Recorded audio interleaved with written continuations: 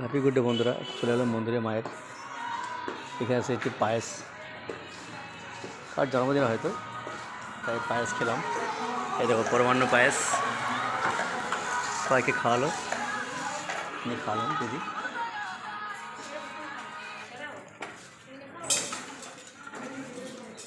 ভালো হলো মায়ের মন্দিরে।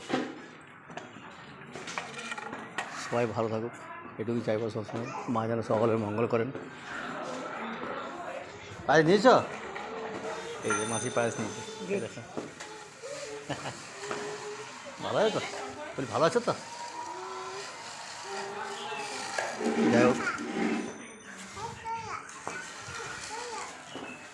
মায়ের মন্দির মানে খুব পুণ্যের জায়গা। অনেকে তার কামনা বাসনা পূরণ করার জন্য আসেন।